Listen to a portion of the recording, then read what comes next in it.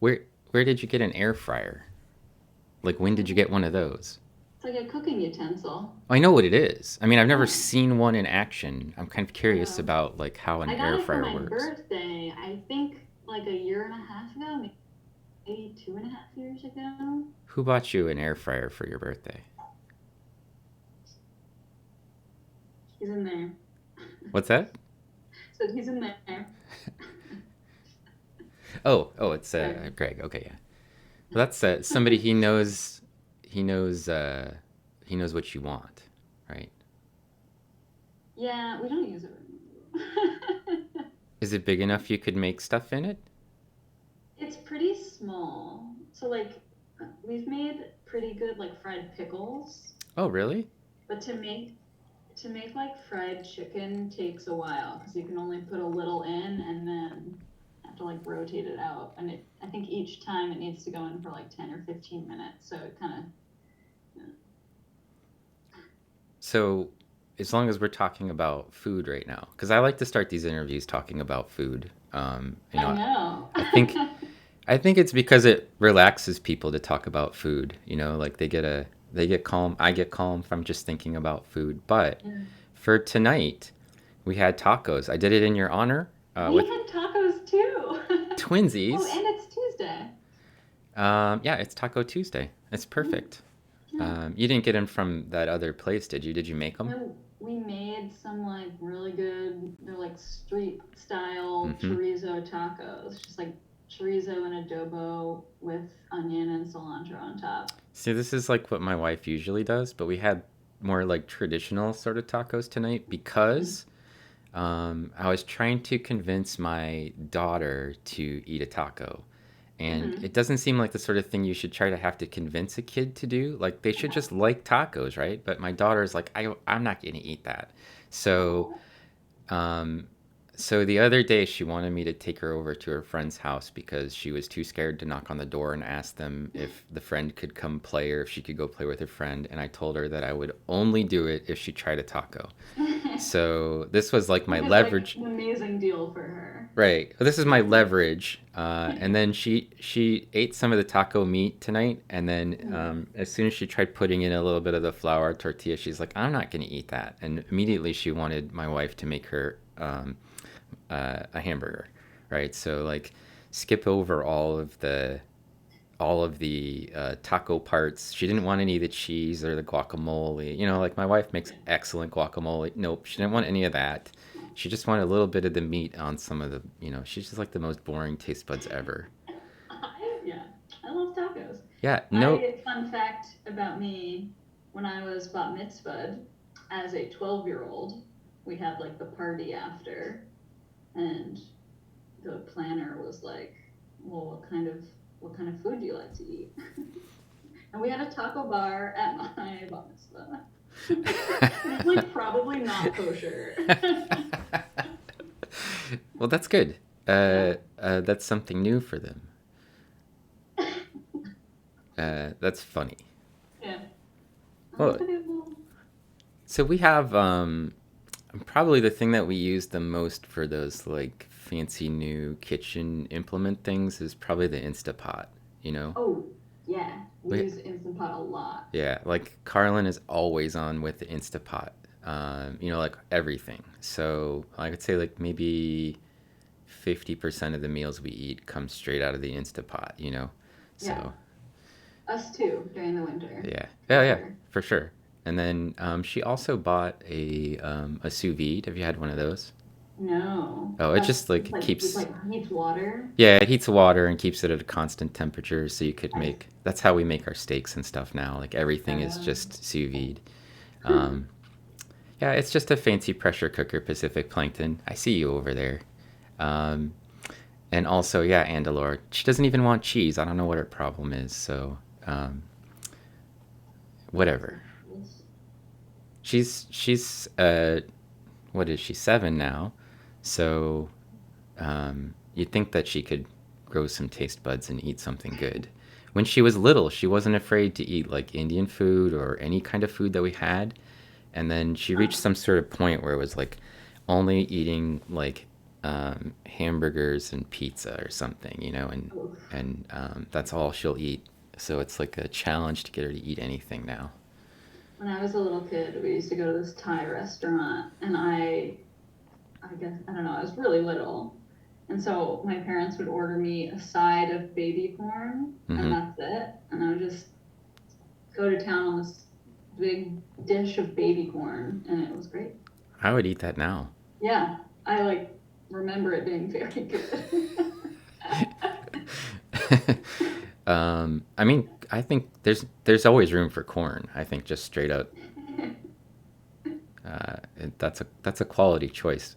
If you're going to go to like Boston Market and you have to pick a side, I almost always pick the corn I think I picked the corn and the mashed potatoes. Yeah, and mashed potatoes. Yeah, yeah, that's classic. I with think. the quarter chicken.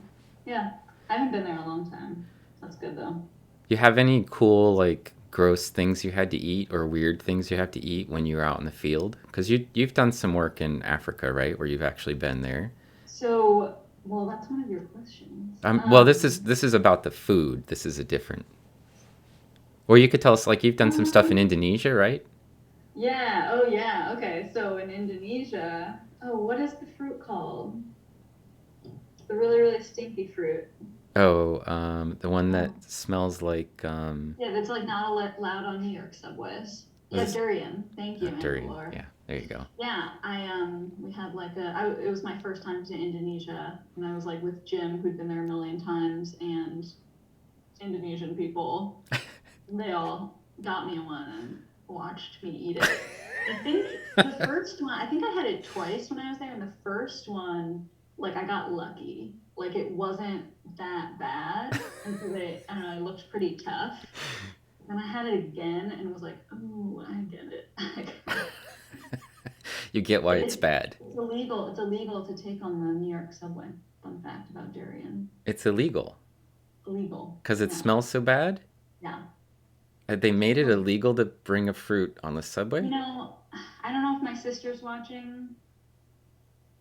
I don't know, but she told me that. Oh, So oh, okay. So it's possibly not who true. knows? It could be lore, is what you're saying. It might be lower. Okay. It's a very specific thing to make up. Andalor says, I was in a car and someone ate dried durian chips and it smelled like feet, Yeah. It's like cloyingly sweet, but but also also smells like smells, toes. but also like toes. And then and it looks really cool. I don't Oh yeah, it's gross. I don't think I could eat that. It does not. So yeah. I mean, in Indonesia, I don't eat seafood, which was very difficult in an island nation. um, I don't eat seafood either, by the way. oh, huh. And when we were in Tanganyika doing field work, or no, Malawi doing field work, we had this like place we were staying where there was like this 5-star chef, and he would make us fresh fish straight from the pond, and like Mm. I would be like, I guess I have to eat this because it's the only thing that they were Oh, really? prepared. Like there was only like one meal that they would make, Yeah.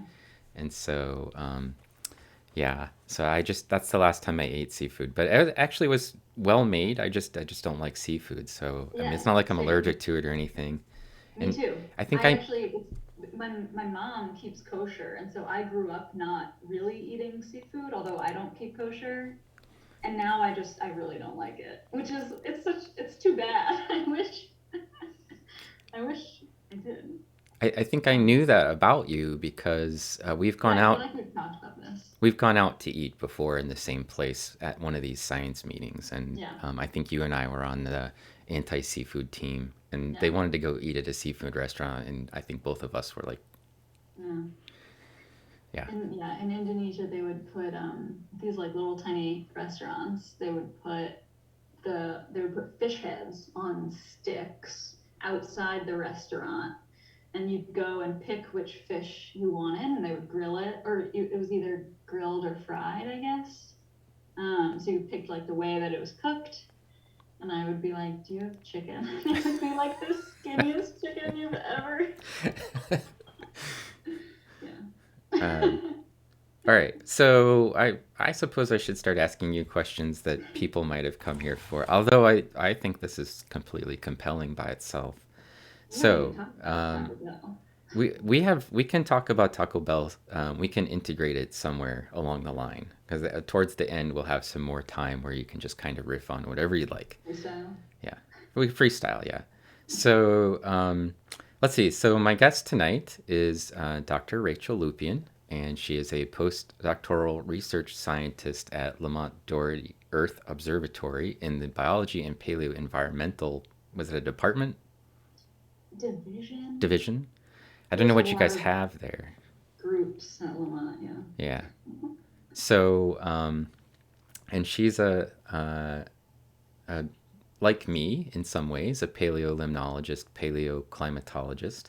So, but that's our fancy like sciency talk for what we do. So if you pretend you're talking to somebody who doesn't know anything about science and try to describe to them your research. So for non-specialists, what would you tell them you do? So I would tell them that I study past climate change.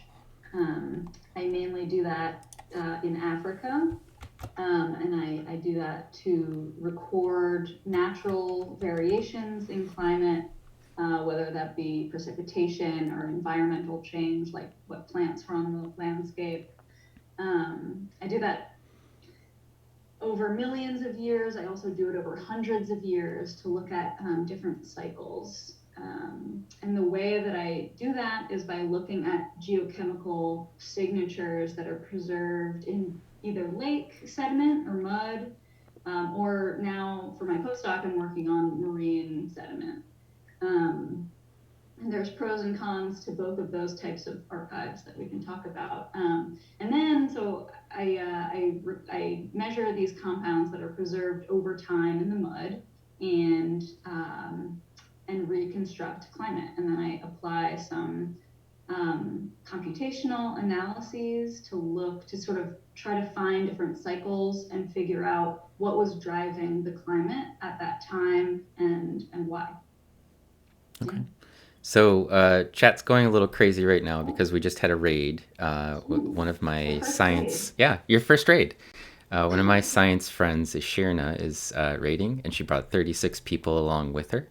Cool. So this is sort of like a fun thing about Twitch. I know you haven't been on Twitch as like a, you know, Yeah, I'm new to it. this is new for you, but it's actually one of the sort of fun things about Twitch is you can have people kind of rush in and then spam the channel with stuff. So for the raiders, I want to say welcome in, but also feel free to do your normal sort of raid things.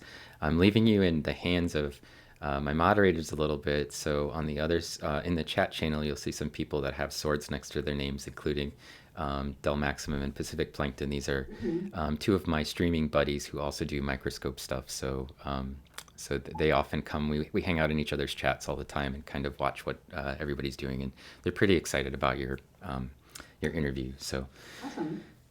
okay, so you talked about what you do. What kind of questions would you say that your research answers?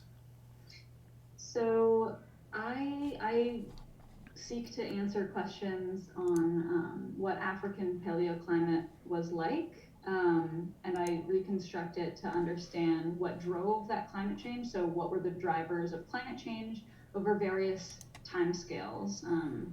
What's driving long-term changes, what's driving the amplitude of variability, and then I also apply these records. Oh, that's a great picture of me. Thanks for including that.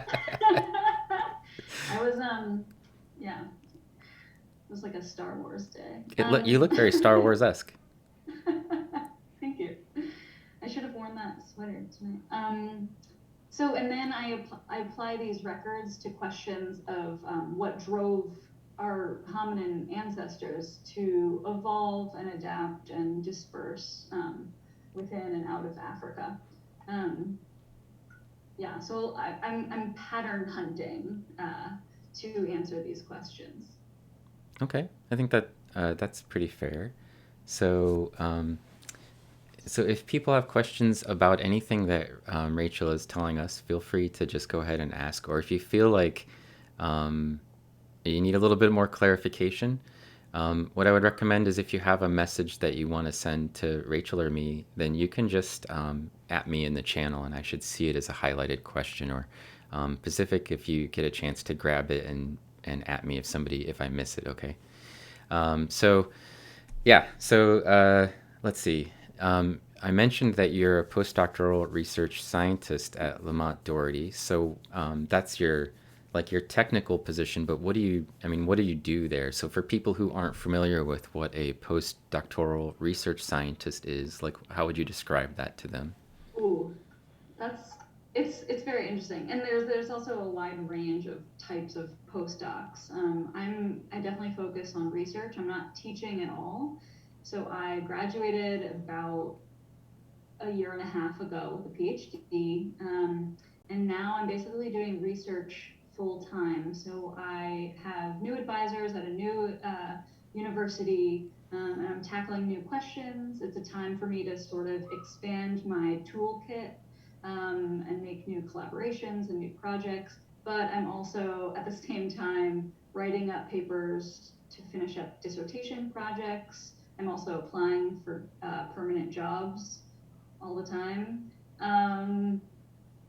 Yeah, so I do some lab work, a lot of writing.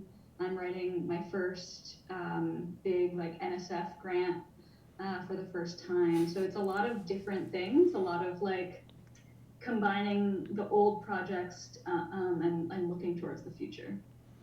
So there's a nice question from the chat. This a follower named Rod wants to know if there are any topics that you'd like to research that you haven't so far. Like, what do you think? Like in the future, you're not going to just look at East Africa for your whole career, right? So, what's your plan going forward? Do you have Why any? not? Yeah, so well, I can explain my postdoc projects too. So all the papers that I've published and that are in review now are all basically leaf waxes in East Africa. I mean, you know this, Jeffrey. Like the project that I did my PhD on was great because there were so many PIs. It was this huge project. There was a lot of work to do, which gave me ample projects to do. Now I'm working on reconstructing climate change over longer time periods. I'm working on a sediment core from the Mediterranean Sea. So looking at climate variability over the past 4.5 million years, and then up to present. And then this new project that I'm proposing is to look at orbital scale, so pretty high resolution climate change in sort of snapshots throughout 25 million years. Um, so I guess in the future, where I'm interested in going is sort of combining all of these techniques and understanding what drives climate on various timescales. I'm starting to do a bit more computational stuff. I'm working with an anthropologist, and we're employing this new technique to us neural networks to sort of um, create synthetic records of very high resolution that you wouldn't be able to get with just geochemical records. So combining geochemistry and more computational approaches to sort of understand the mechanisms and um, connectedness across timescales of climate variability is something that I'm interested in delving into. It's pretty cool. I've seen some. I mean, I know some people who work with neural networks, and actually one of my PhD students he's a sort of remote sensing Cool. programming guru, and he is pretty deep into this sort of like machine learning, neural network Yeah. sort of aspects of things. So that's actually really interesting. Um, I wanted to actually answer Ashirna, who asked the question, but she wanted to know how leaf waxes are related to climate. But I'm going to just sort of table that for a little bit, Great Ashirna, because it's question. one of my questions Yeah. that I'm going to answer. So it hasn't been asked yet. But there are some people I've seen on even on Twitch talking about neural networks before. So it's kind of a cool yeah, I'm excited. I just got a sort of a small grant, actually, to measure some more samples from this paper that we're Oh, talking about today, oh, to cool. look at the carbon isotopes and then relate that. Yeah, I can talk about it if you want. Yeah. So one of the things that's interesting about what you said is that you're working in the Mediterranean Sea. So this is maybe a little bit confusing for people who are coming from like a non-science background. Actually, slightly confusing for me, which is you're looking at leaf waxes, which is a clearly terrestrial sort of signal. Yeah. Is that? I mean, that's also what you're looking at in the Mediterranean. Yep. Yeah. And yeah, so there's been some different types of analyses, like provenance analyses, Mm-hmm. looking at where those waxes were coming from. And it really depends on how they were brought to the sea, sort of like how big of an area was integrated to get to that point, that core. But yeah, it's basically a Northeast African signal. It's in the whole Nile River Valley. So even maybe even up to the Ethiopian highlands, we're getting leaf waxes from. And so these are sort of all averaged when we take a sediment sample that's a couple centimeters. And so, yeah, it's when you're looking at marine cores, you're looking at a much larger spatial area than when you're looking at lake cores. And So there's a comment from somebody in chat that's somewhat relevant. They say that let's see, where is that? Uh, well, there's a couple of things here that people are asking. One is, what was the most controversial or unexpected piece of information you found so far while doing research? controversial. You start a fight with other scientists on anything? What'd you say? Have you started a fight with other scientists about anything? I mean, yeah. Um, I'd rather not. She doesn't want to say. I don't want to say. Okay. She's No, going to be polite and not talk about the other people. She doesn't want to trash talk people. no, it's not try. I mean, it's always good to keep up discussions, and I think what a big part of what we're sort of missing in this African paleoclimate story, which I am totally guilty of too, is understanding the mechanisms of, like, I'm looking at these large scale drivers of climate change, but I'm looking at geochemical records. So I think in the future we need to do a better job of comparing with different types of climate models and other tools like that to start to understand really what the mechanisms are.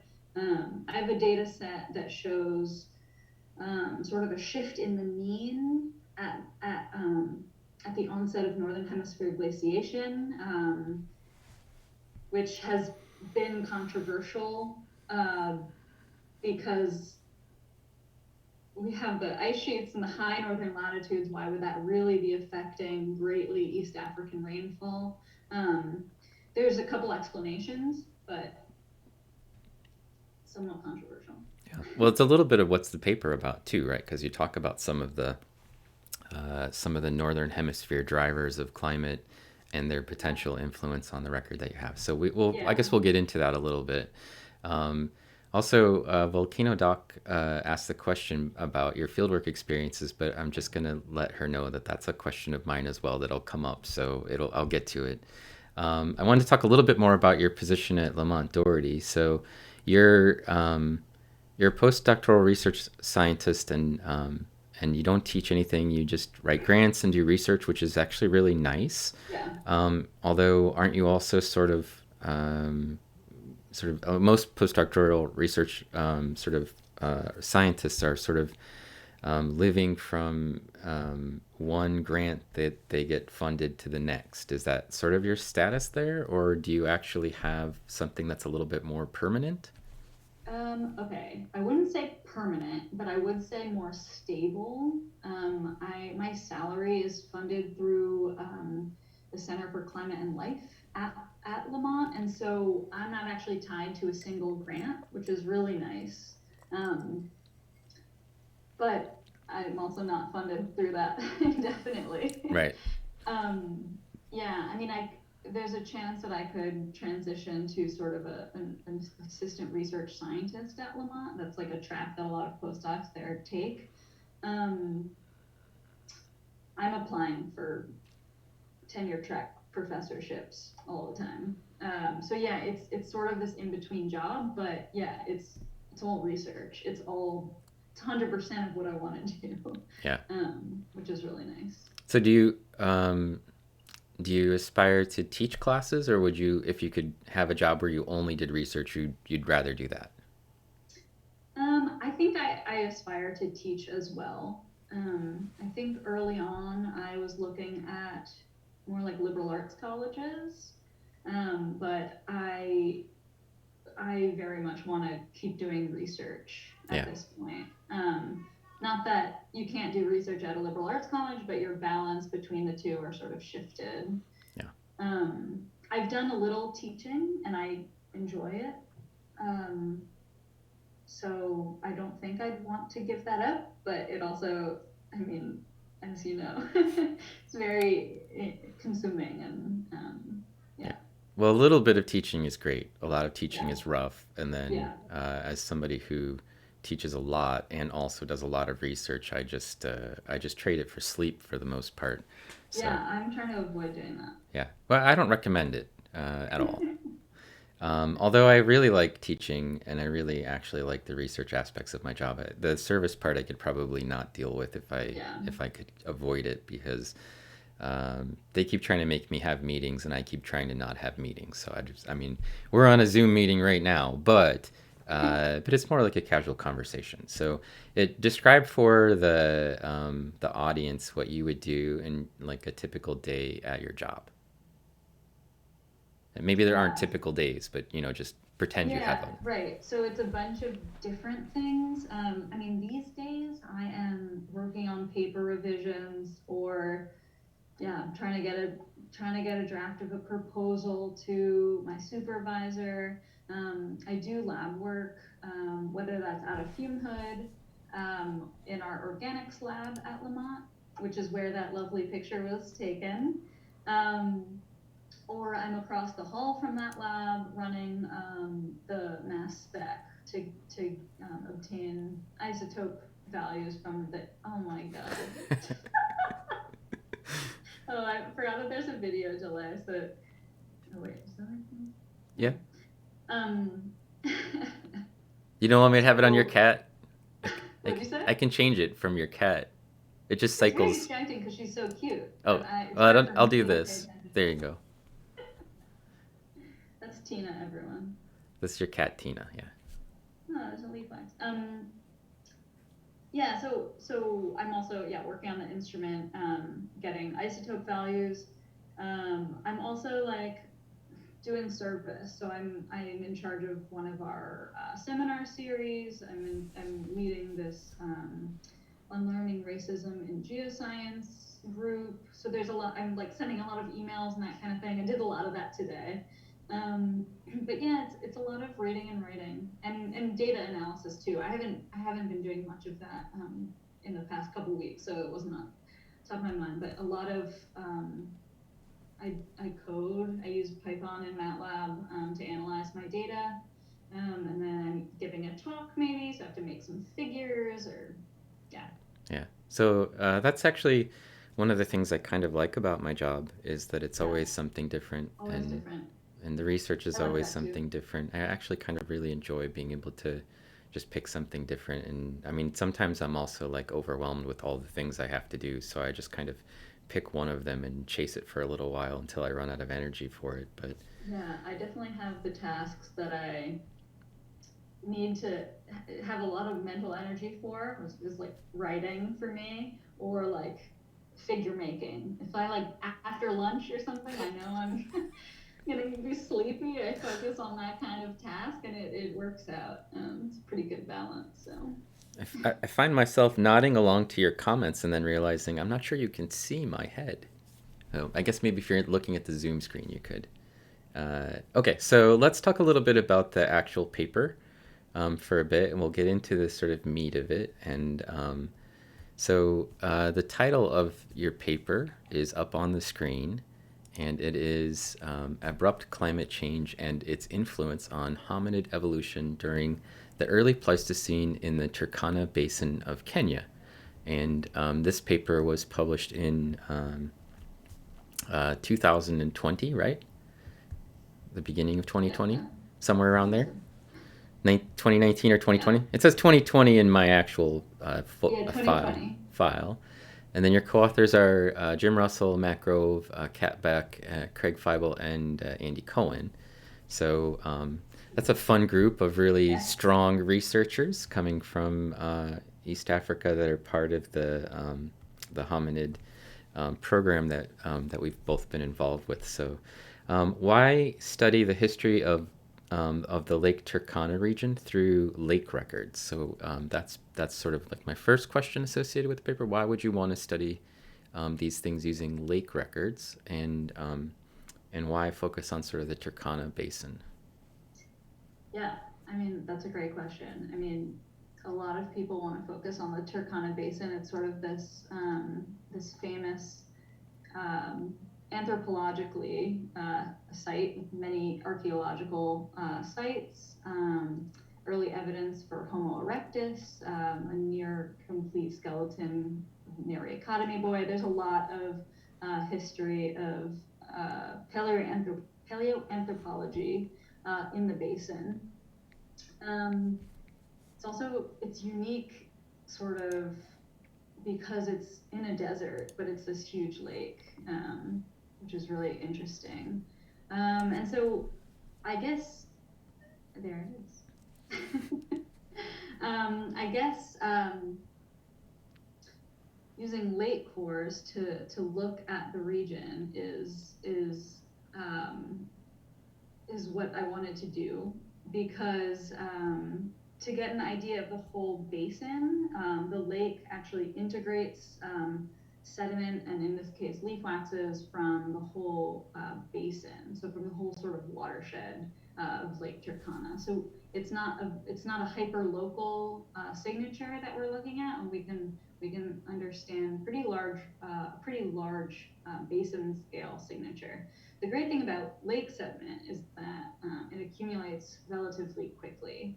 Um, and so when we take a core, that means we'd have for a certain amount of time, we'd actually have a lot of sediment. And so we can go in and take samples and get a pretty high resolution record of climate.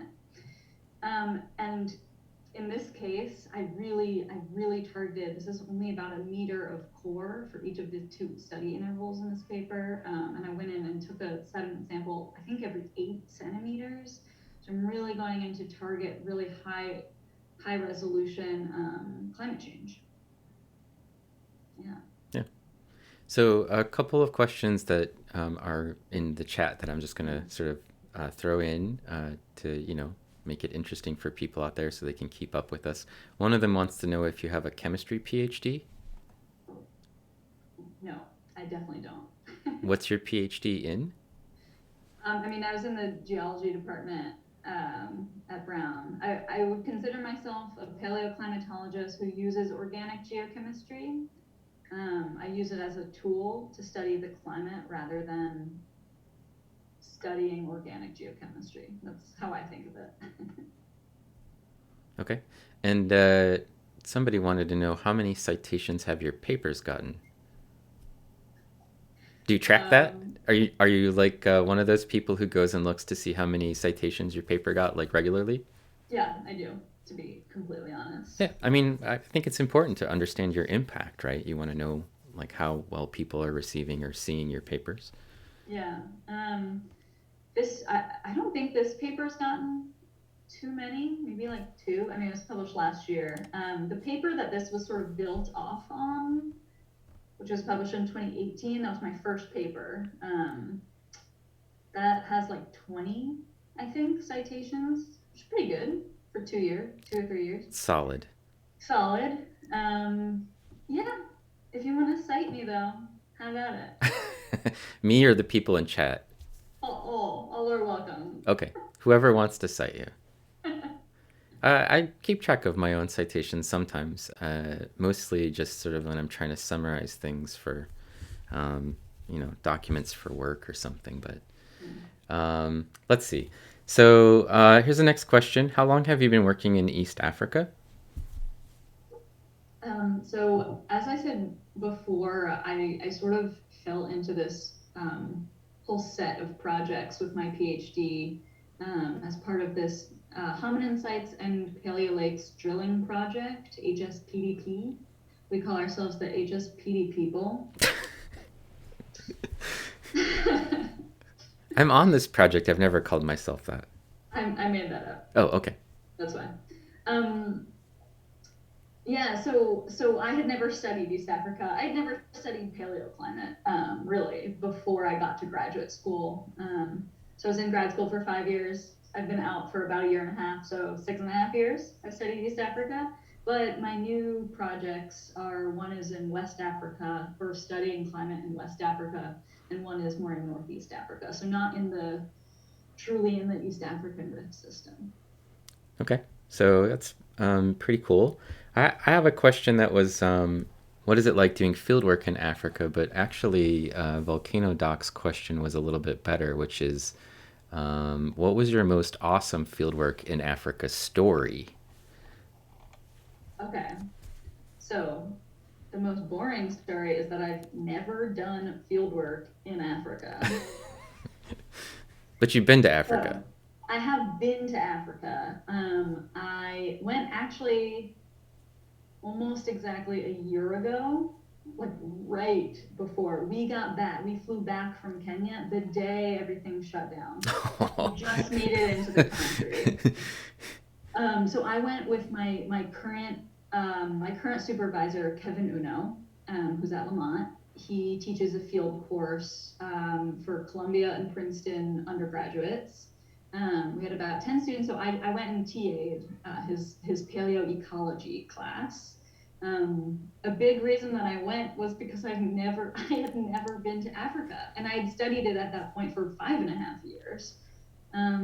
But when you study these really long cores that are just stored in Minneapolis, you go to Minneapolis. Right. The coring for the project that we're talking about, that was my dissertation work, the coring was done like the year before I started grad school, which had its pros and cons. I didn't go, but also everything was sort of ready for me to hit the ground running when I started grad school. So it was definitely a pro to it. But yeah, I was glad to go. We went to sort of central Kenya and then northern Kenya to Turkana. So I got to swim in Lake Turkana. Oh, that's nice. Yeah. So when I don't mean to insert myself too much, but when I was doing one of my first postdocs was working on the Lake Malawi drill core project, and it had been cored like the year before I was brought on board. So I had a really similar experience where it was like I've never been there, but then somewhere in the beginning of like 2010 or something, they had a little bit of money left to spend, and they were sending some people to go do some field work, and I got to go. But most of the time, one of the problems with it now, like all the projects that are on the HSPDP sort of docket, I wasn't able to do any of them because I'm teaching and it's in the middle of the semester. And like when they want to do field work, it's like, oh, can you come do 2 months of field work in Africa in the middle of the semester? And I'm like, Absolutely not. no, my life is hard enough. And also with a child and a wife that would probably not be very happy with me if I Yeah. just departed for 2 months and, ran around in the wilds of Africa with people potentially pointing machine guns at me or whatever else might be happening. Okay, so you haven't really done any field work, but you've been there. Do you have any cool non-field work stories from Africa when you were there? Did you do anything fun? Yeah, I mean, it was all fun. Yeah. We went, I mean, it was amazing. I mean, you, before you go, you know you're gonna see elephants and zebras and giraffes, but you just have no idea. I mean, it was so cool. Like, it was just amazing. I mean, I landed in Nairobi and Kevin was already there. This was like a few days before the class started. So we were sort of running errands in Nairobi. But my plane landed and I had a text. I was like, meet me at the elephant sanctuary. I was like, I haven't slept in what, 20 hours. Um, and we just like went and saw baby elephants being bottle fed at the sanctuary, which is amazing. And then a couple days later, we headed to a research station, the Impala Research Station, which is all on protected land. And so there's wild animals. And so, that was one thing to see the elephants in the sanctuary and the giraffes too. And then, I mean, it was just amazing driving up to the research station, seeing animals I'd never heard of. It was amazing. So we were there for half the time, and then we took a little flight to northern Kenya, to Turkana, which is very, very different. Um, there's a ton of agriculture. It's not on protected land, so you don't see these animals. The vegetation is very different. It's a desert. It was so hot. But it was so cool. I mean, the picture that's up now, that's from Lothagum, where we did like a 3-day camping trip. It was like we already thought we were really hot and tired, and then we went on a camping trip to somewhere that was like 10 degrees hotter, and but it was amazing. It was awesome. I don't know. I do have a cool field story from Indonesia. Oh, you do? Well, it's like kind of cool. Lay it on us. So by the time I was like a fourth or fifth year grad student, my advisor sort of and I realized that I had never done field work, even though I was I'm a geologist. I'm about to be a geology PhD. So I went with him and did some field work for actually somebody else's project who couldn't do the field work. And we went to Indonesia. We landed in Jakarta, but we were on Sulawesi, and we were just coring this relatively small lake. I mean, compared to the East African lakes, and it was very, very windy. It was sort of in this sort of land depression, and the wind was just like blowing straight through. And so it was super windy. The water was so choppy. We were with these guys in their fishing boats to like get us out and get the raft out to the middle of the lake. Um, and it just couldn't be done. We couldn't even anchor the raft. And so we had to sort of wait around until like the guys down by the lake called us and were like, come right now. And so we weren't doing field. I mean, I don't know. You know how field work goes. It's like you put all this money and energy into it. You're like, we have these 5 days to get this core or whatever. And if it doesn't work out, it's like I can imagine that would be devastating. Extremely stressful. So stressful, yeah. And so we were like sitting around for like 2 or 3 full days, and then it was just too windy. And then we got a call at like 2 a.m. God. So we went out, and it was lovely. I mean, it was there was a full moon. You're at the equator. It was dark. It was quiet, like because the water was still, and it wasn't super super hot. And it was awesome. We just cored a lake in the middle of the night, and it was really cool. I've never caught a lake in the middle of the night. That's kind of a Yeah. cool story. And then Um, after, they told me that there were like crocodiles in the water, and my leg was just like dangling in the water, like truly just in the water. oh no. Mm. Um, the whole time I was in Africa, when we were doing the work in doing field work in Malawi, I wanted to see a hippo, but I also didn't want to see a hippo. I know Mm. you know how that is. Um, so you're in our channel right now is Dr. Mike McLew hiding under the name The Lowlands. And Hello. so my previous science interview is here for your interview, and he's trolling you a little bit. He wants to know what size bottle do they use to feed baby elephants? Mike, I watched your interview today. I didn't get a chance to ask those questions. It was a big bottle. Yeah. They didn't tell you how big, just big.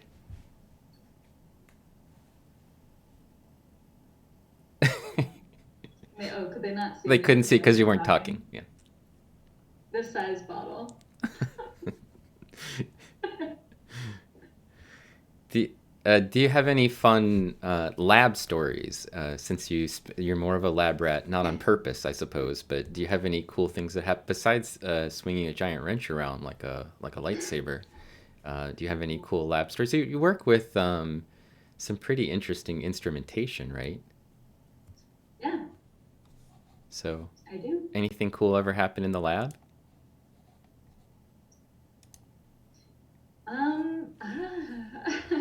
I mean, I do what's called column chemistry, where we have these little glass pipettes. That's that picture down in the bottom right. Although the funny thing about that picture is that that was totally staged for some like outreach activity. And so I only have one column. It's cut off from this, but I only have one column set up, which like is like how you would learn how to do it, where you would never actually just do one.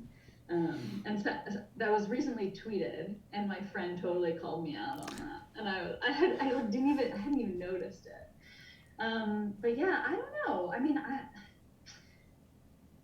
I don't know. I work on pretty like boring samples, and so like when you're putting them in the columns, they're often just like clear or yellowish.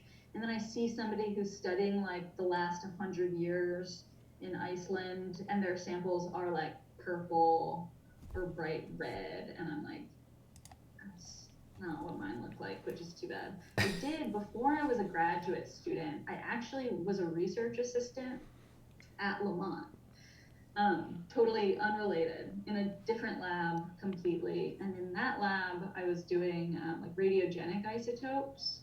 Um, and I was using like HF, using some hydrofluoric acid. I was using we called it the good stuff. It was HF mixed with HCl and nitric acid, and it would turn bright red.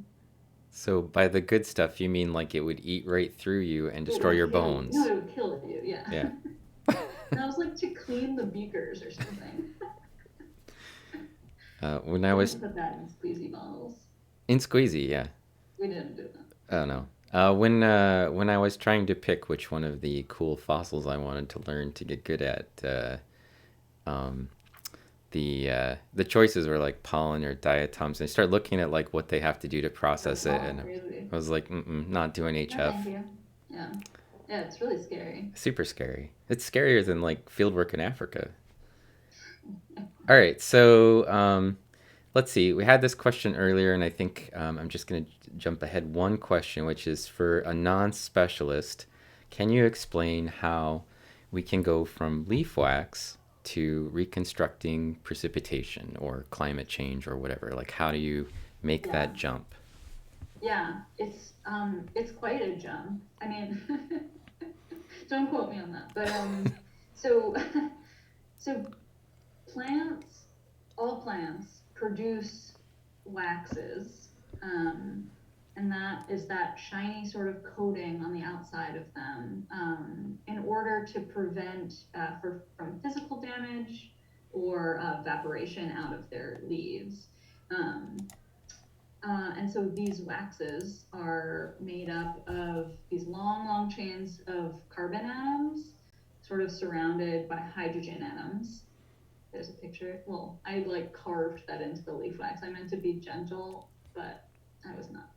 Um, so these hydrocarbons that are in the leaf waxes, that make up the leaf waxes, they're really stable molecules because they're very long and um, saturated. But and so when the leaf or plant dies or gets broken or whatever, wears down over time and is deposited in the bottom of a lake or the bottom of a watershed, which could also be the ocean. Um, the soft tissue of the plant might degrade away, but these waxes are very resilient, and so they get preserved in the mud at the bottom of a lake. Um, so those build up over time with the mud that's accumulating in the bottom of the lake. Then we go and core that lake, and we then can isolate those leaf waxes over time. And we measure the isotope, or you can think of it as like a fingerprint of the leaf wax. So we measure the hydrogen isotope of the wax itself. And when the plant was growing, it was obtaining that isotope, that fingerprint, that hydrogen fingerprint. It was obtaining that from the water it was using to photosynthesize. And the fingerprint that was that was produced by the rainfall is dictated in this region at least by sort of the amount that it's raining. So if you have these really large thunderstorms or it's been raining really rainy season, you're actually going to remove those heavy isotopes or the deuterium. You saw delta D in the paper a bunch. You're going to remove those the deuterium molecules from the system, and you're going to end up with a very negative isotope signature that's then preserved in the wax, that's then preserved in the sediment.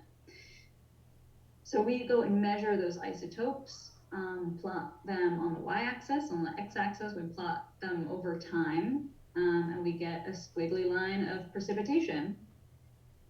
We can also do the same thing with the carbon atoms from the exact same leaf waxes. So we measure them on the instrument for hydrogen. We switch over the instrument to measure carbon, and we just measure those as well. No further work needed. And those carbon isotope signatures can tell us about what type of plant was actually producing the wax.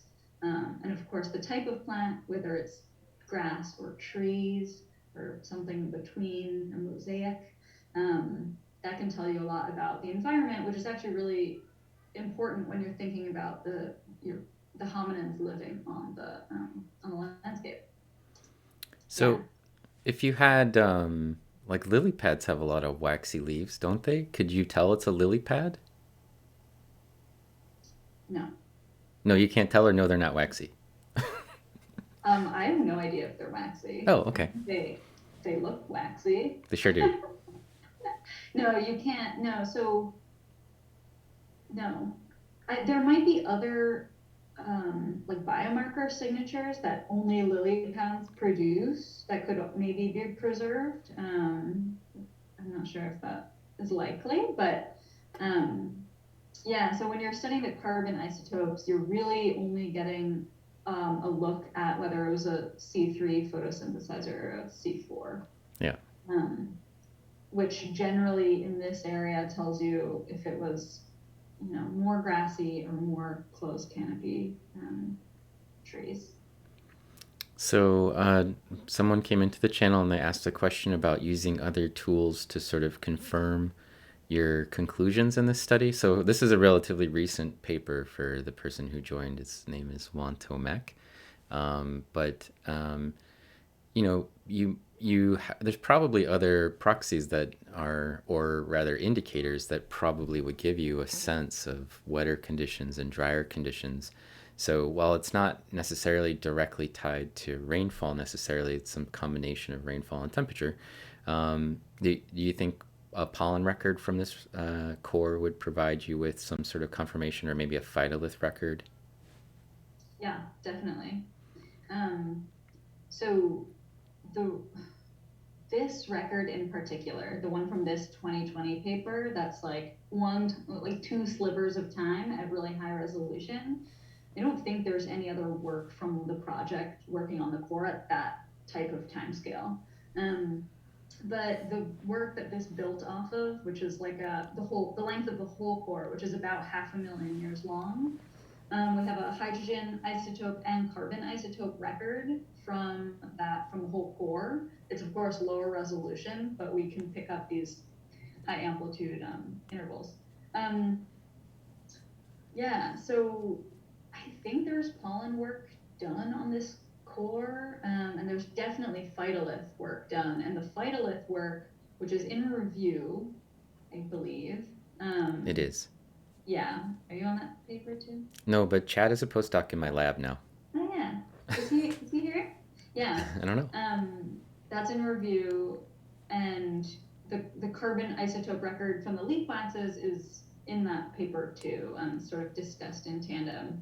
Um, so yeah, I mean the comparison between phytoliths and leaf waxes is really helpful. They sort of capture two different spatial scales, but also phytoliths can help distinguish between like much more sort of categories of plants than the leaf waxes themselves can. I will say the good thing, especially about the hydrogen isotopes from the leaf waxes, the good thing is that they're being they're being they're getting their signature from rainfall, and so they're not an indicator of lake level or water freshness or something like that. That is more dependent on the basin itself. And so that allows us to then go and compare the hydrogen isotope records from all these different lakes in East Africa. And there's less of an influence from the actual basin itself. So this Turkana core is interesting because it's like 215 meters long, and it's like pretty like green and organic rich and fine grained until about 60 meters from the top. It changes completely. It's like red sandy, which would indicate sort of deep lake to shallower lake, very very broadly. Um, and the hydrogen isotopes sort of don't see that. Which, like, if you want to study the lake basin, then that's not that helpful. So you have to ask different research questions. But yeah, I mean, we definitely try to combine the different proxy records. That's a great thing about this project, is that we have so many people working on these cores, and then we have these annual meetings where we get together and show each other our data, and then we sort of try to package them up into like the vegetation story of Turkana, stuff like that. Okay, so let's talk a little bit about some terminology in the paper for the non-specialists. And the first one I want to pick out is the paper talks kind of a lot about the African humid period, or AHP. Can you tell people what that is, or what does that mean? Yeah, so I mean, African humid period is a specific um, interval of time. It's about like 11,000 to 5,000 years ago, but it actually depends on where you're looking, and that's kind of debated. I actually don't really study the African humid period directly. It's just a really nice comparison for this early Pleistocene record. And the reason for that is because it's a very recent sort of event where there's evidence for lakes and rivers and forests in the Sahara. So it's we have proxy evidence that's totally different from today, um, and different climate records have shown that it's also driven by precession, which is, I know, another term that you might ask me about, which is sort of this orbit, a change in the wobble of the Earth, or the relationship of the Earth to the sun. It's redistributing the solar energy, and causes the Sahara to be a green Sahara. So the African humid period is um, is this recent interval, which also means that there's been a lot more sort of detailed paleoanthropology and archaeology work done in that interval. And so it's sort of a nice comparison to make with this early Pleistocene record, because we know a lot about it because it only happened 5,000 years ago. Um, yeah, the other thing about it is that proxy records have shown that the onset and termination were abrupt. And whether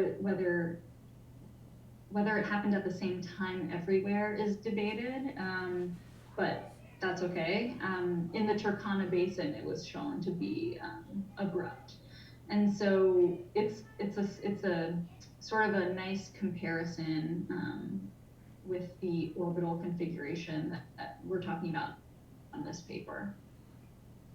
Okay, so you've been talking a lot about sort of orbital celestial patterns that eccentricity and precession. You talk about those in the paper a lot, and they lead to something called insolation, which you've sort of been dancing around a little bit. And I know you're trying not to step on my questions too, but so the what is the relationship between rainfall and insolation for some people who haven't worked in Africa and might not know why having more sunlight in an area or stronger intensity of sun and heat in an area might be related to something like rainfall?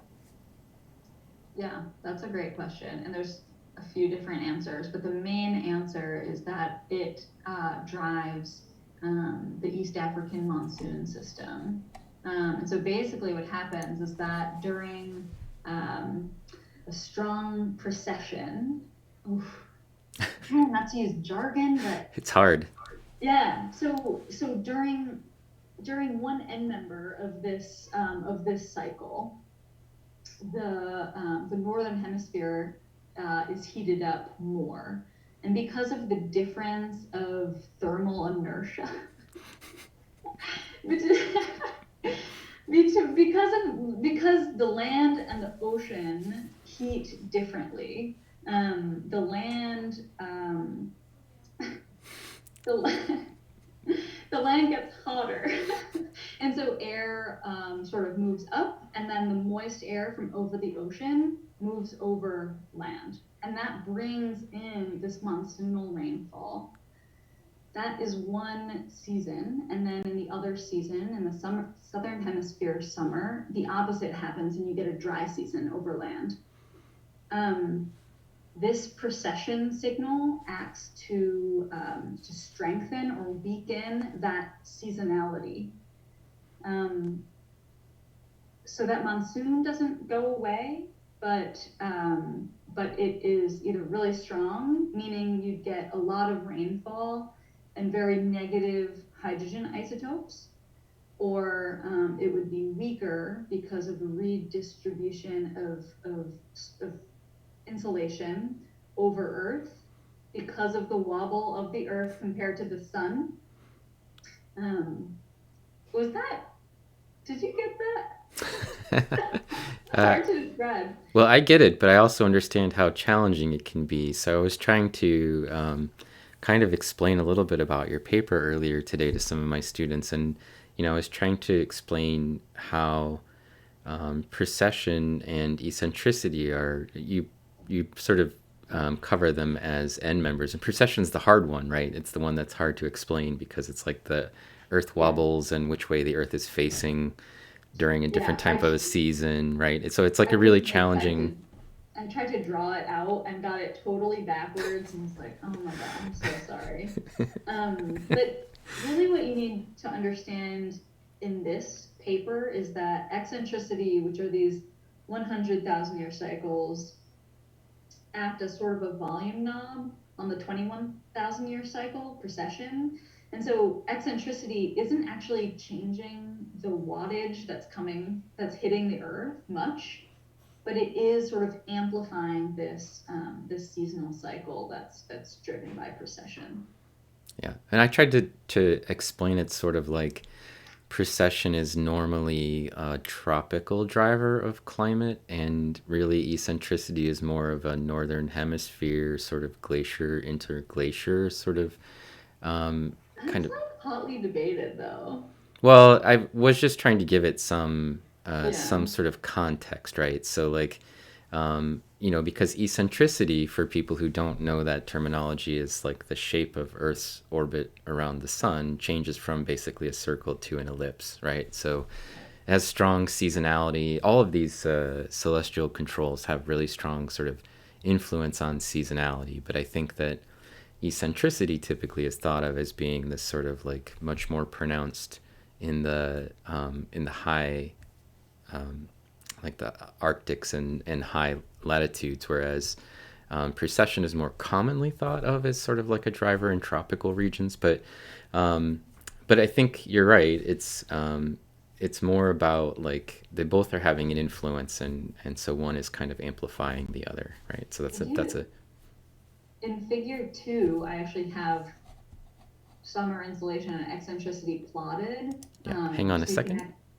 I you will can I will pop that up so we can actually look at the paper. And it's weird for me because I have to scroll over here on the one. So this is the field site for people who are tuning in and don't have the paper on their own. If you scroll down to the About section, if you're on a computer and you want to actually open the PDF and look through it and read it, I have linked it to Rachel's picture down there. So if you scroll down and just click on her picture, it'll take you to a you won't have to hit a paywall. You can just grab the PDF and follow along with us. So, or you can just, hang out with me here and watch what I'm doing. But this is figure two, the one that Rachel was talking about. Yeah, so in that this is quite a complicated, a lot of squiggly lines happening, as paleoclimatologists do. But in that C on the left is insulation or summer insulation. That's sort of how that's really what's controlling the monsoon system. And so that's what we're plotting. And then you can see eccentricity, which is really just the circularity of the Earth's orbit. It really it doesn't actually change much, and it doesn't actually change how much radiation is hitting Earth, but it amplifies this precession cycle. And so in the paper, we take those two snapshots highlighted in gray, one from high eccentricity or high amplitude precessional variability, and one from low eccentricity or low precession amplitude variability as sort of a baseline comparison. Okay. So this figure two at the top, so 2A, is plotting the change in this is delta 18O, so that's stable oxygen isotope concentrations or whatever, and that is largely put together from benthic forams from the ocean, right? Yeah, So what is the stack. the stack? Yeah. So why for us? I mean, I obviously know what it is, but I'm trying to help my audience. Yeah. For somebody who's looking at this paper and thinking, okay, you got some leaf wax that's telling us about precipitation in East Africa, and then you've got this record of forams in the ocean. So Yeah. foram is a type of they're like a little amoeba with a skeleton with a shell around them, and we can take a little bit of the shell chemistry and use it to reconstruct the delta 18O Yeah. from it, right? So, but why would the benthic foram record be related in any way to leaf wax? Maybe this is my most controversial. I'm just kidding. So yeah, that's exactly right. So benthic forams, benthic meaning living at the bottom of the ocean. Um, they are basically using the ocean water around them to create these calcium carbonate shells. And so, just like leaf waxes, they're obtaining the oxygen fingerprint of the water around them. And that oxygen fingerprint of the water is controlled by both temperature and the amount of ice on Earth, um, which we call ice volume. The reason that it's plotted here and in a lot of things that I work on is because the glacial interglacial cycles, which are, yeah, happen far away. They happen in the high northern latitudes, mainly driven in that region. We don't need to get into that, but those glacial interglacial cycles have large effects on the climate system. They change ocean and atmospheric circulation, which could maybe bring dry air to East Africa. They change sea surface temperature gradients between the tropics and the poles, which could change the position um, of the tropical rain belt, which could really directly affect East Africa. It controls greenhouse gases. I don't want to say it controls that because paleoclimatologists work very hard to figure out how these things are all related. But basically, we look towards the benthic stack as a record of global climate change. Really, like what was the whole Earth doing? The deep water is deep water for almost 1,000 years, and so it's really this long-term temperature and ice volume signature that has lasting effects. The reason I'm showing it, I believe, is because a reviewer told me to, but really it's to show that the ice volume or the benthic stack is about the same in the two different study intervals. And so really what we're testing is the difference in orbital configuration and not something else. Yeah. It's sort of to keep one variable and nothing else going on. Yeah.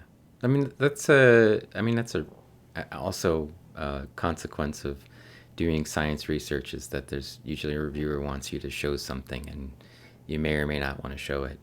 So another thing that you have in the diagram in here is, and probably the last thing I want to pick at for this is the B part, which you're showing the sort of relationship to the hominids, right? So Yeah. a connection. So what are those lines supposed to be representing? So the dots within the lines are actual like dates of fossils from those different species, although like I'm sure this pissed off some paleoanthropologists, but because there's lots of debate on what's classified as a different type of homo, but that is not a debate that I'm qualified to be in. Ditto. And then the lines around them are sort of like general first and last appearance, and like when they lived. And that little teardrop is to signify the Acheulean, the start of the Acheulean, um, which is a new stone tool technology at this time. And then I also have the dispersal of Homo erectus. So really, that related back to that first part in blue from Lupien et al. 2018, basically showing that this sort of packet of really high amplitude delta D variability, which was driven, as you can see, pretty clearly by precession and eccentricity, that is aligning generally with some major changes in hominin evolution. Yeah. So So the paper aspires to test some sort of well documented or well published ideas for how human evolution has occurred, and they have these sort of different models that people have come up with sort of over time, and it kind of talks its way through that. So if you are really interested in sort of the background of it, but one model in there is the one that Rick Potts came up with, where they're talking about as variability increases, we tend to see more in this sort of like evolution of things that humans had, and also like their appearances and disappearances start to ramp up, right? So this little window where you have early Homo erectus displayed is like in the gap between high variability periods, right? Yeah. Yeah. So it's definitely, I mean, there's so many issues with with directly comparing fossils and a paleoclimate record. I mean, we didn't even have a great age model in this core anyway. But I mean, first and last appearance dates are really difficult because you could just find a new cranium maybe, and then date it to way outside. I mean, that happens a lot. So yeah, it's sort of testing this theoretical model by Rick Potts, and Tyler Faith, 2015. They published a paper on sort of highlighting these intervals of high amplitude climate change, which our record sort of supports because we see a climate reason for the response to these orbital forcings. But yeah, it is really hard to sort of to directly relate that to the archaeological record. Yeah, Not but gonna lie, you tried, I tried. right? That's what's important, is that you put a solid effort in on it. Thank you. So actually, I kind of like that figure for showcasing that for sure. You know, maybe there's a bit of artistry behind that, but I actually kind of liked that figure for showcasing that. So, can you talk a little bit about Figure Three and how it, like, what it's trying to tell us? Yeah. So basically, I mean, we this whole time we've been talking about orbital changes, which are sort of these changes on tens to 20s to hundreds of thousands of years. But what this study is really after is to look at fine scale hydroclimate variation. And the reason that we want to do that is to more directly relate orbital cycles to the lives of humans or Homo erectus. Um, so we can talk generally about them evolving, but why would they really be evolving in response to a cycle over 20,000 years when their lifespan is about 25 years? So we're in this figure, I'm showing just the raw data on the top panel with the core images. And then those dashed lines sort of through the record are what we've calculated it as like the long term. When I say long term, I mean orbital scale changes. And so that's what we're removing from those intervals. And then down below, I'm plotting just the detrended data. So we can look at only the really high resolution variability and compare it between an interval of high eccentricity and an interval of low eccentricity. And we don't find any difference, which is the interesting part. And we don't really think that we should have found any difference. There's no real mechanistic reason that the amplitude of variability should translate across timescales like that. But what is interesting is when we're looking just at the high eccentricity interval on the right, when we're looking at the most depleted section, sorry, the most negative hydrogen section compared to the low, the more positive hydrogen section. That's also high insolation versus low summer insolation. we do find a statistically significant difference in the amount of variability within those two windows. So when it was very wet, it didn't vary a lot.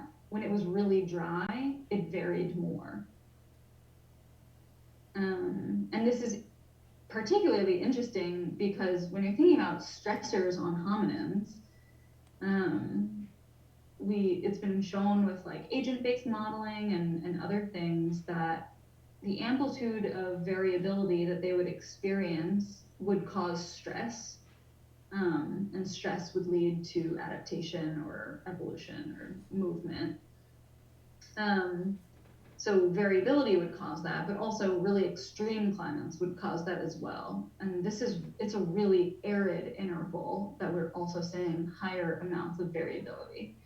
Um, and so when we're thinking about these evolutionary hypotheses that you were just mentioning, this variability selection hypothesis, this is a way that sort of Earth's orbit in relationship to the sun could actually have a more direct effect on hominins in East Africa. Okay. So I should point out that there's a lot of text in the actual paper about a lot of the sort of background stuff that we've been talking about. In my habit, so part of the reason I've asked my interview questions around the figures a little bit is that this is how I read a paper. I don't know how you read a paper, Rachel, but primarily, I might scan a little bit of the introduction and then basically I just go straight to the figures and try to figure out what they're telling me. So I feel like that's how science tells stories and how the you can kind of look at the data and look at what the people are trying to tell you, and I think you can piece that together from the figures and the captions if they're done well. So I usually just and then I might go back and read it to see if I agree with like how they've presented the data, or if I need some extra context, or I want to look at the methods or something like that. But I mean, that's typically how I read a science paper. I just look at the pictures, and that might sound really shallow, but it's actually the exact opposite, I think, because Yeah. a science paper should tell you in the figures, if you can understand them, like what the actual story is in a way that the text is basically just going to sort of give you the relative components of it and the references and things The for it. reference, yeah, the background, Yeah, yeah. yeah. Okay, so let's also talk about figure four before we stop talking about the figures and kind of just mess around with the conclusions. But so what we have going on in figure four is we got our leaf wax on one axis, we have time on an axis, and then we have this is the insolation curve plotted on the other axis, and then right, Yep. and then you've got sort of three water drops at the top and two water drops at the bottom, which I presume, like without any background, tells me that you think this is when the climate is wetter and this is when it's drier, or is this like more Acheulean tools and less Acheulean tools? Oh, that's a great point. Did I use that same? No, the other one was a closed teardrop. Or it Oh could be that no. these hominids killed three other hominids, and these ones only killed one hominid. And in their prison tattoos, they only have. This is wetter, right? That's what you're trying to tell us. No, wetter is up with the three. Yeah, wetter's up here. Where my Oh, cursor? oh, oh, I'm up here. yeah, I'm listening to Oh, you sorry. before I see your mouse. So Right, yes, sorry. wetter is up. Yeah. So, Yeah, absolutely. so And this then, is sorry, I didn't mean to step on you, but oh this is no, you can put together what you're trying to say without having to without you could just read the caption and basically look at the picture and get a good sense of it. So time is going from older to younger, right? So time is oh yeah, going this way, and then we have on this axis we have drier to wetter, and then over here we have just the values of energy coming to Earth from the sun, which is this sort of dark line that you see that's sort of smoothed, and then you have sort of green dotted lines here or dashed lines here, and some red lines on here, which are I think the change point analysis that you're doing. yeah, yeah. Can I can explain. No, Yeah. there's. Yeah, can you explain Uh, change point analysis for people, and then I'll stop trying to explain your figure and let you do it. oh So, no, that was great. You just like talked about how like, well, when you can figure out what they're saying, and I was like, oh no. no, I can figure out what it's saying. Okay, good. like this figure. Um, yeah, so this is just the hydrogen isotope record from that high insulation, sorry, high eccentricity interval. Um, yeah, so we're doing a change point analysis. This is to detect abrupt shifts. In this case, we're detecting changes in both the mean and the slope of a line. But basically, change point analysis is a type of time series analysis to detect shifts. And so it's fitting a model, which is those orange lines. And then each additional change point or break point is sort of given a cost penalty. And so if there was no penalty, it would just fit the model exactly to the record, right? Um, but in this case, and you can also set different parameters, like you need a new change point to resolve this amount of error. Um, but yeah, so basically we see two shifts in the mean and slope of the delta D, and the reason we're comparing that to insulation on this graph is to show that it's related, but in an interesting way. It's sort of delayed and then really abruptly becomes wetter after maybe it hits a threshold in the insulation, or probably more likely there's just internal feedbacks with the landscape that's affecting the amount of rainfall that the Turkana Basin is seeing. So when it's Yeah, moist, when the climate is wetter, you can pick up more moisture from the landscape, and then it becomes even wetter, and so it kind yeah, of creates this sort of a feedback kind of process, right? yeah. So you'd There's expect also it to like ramp up really quickly. exactly. There's also like albedo Mhm. feedback. So like the amount of reflection that the land surface has can affect evaporation and temperature and stuff like that. And that would be changed with a change shift in vegetation Yeah. cover. So down Um, here you have dry conditions and bare soil and a lot of bright, potentially bright surfaces. And then as you add vegetation to the landscape, it has more dark surfaces or something like that, and yeah, causes you to absorb more energy, right? So then you're potentially getting more convection associated with precipitation. right. Yeah, it changes the like convection depth and Yeah. stuff. Yeah. It's like a journal club, Alan. We're discussing Rachel's paper, but in this journal club, I have the actual author here. So, I don't know if in normal journal clubs, when you read science papers, you don't actually dial in the person and be like, "What this though? What's this?" Um, Okay, so the change points are giving you these two significant periods that are sort of the green dashed lines that where Yeah. there's a break in this sort of pattern that you see. So you see through a long period of time, it's on this line.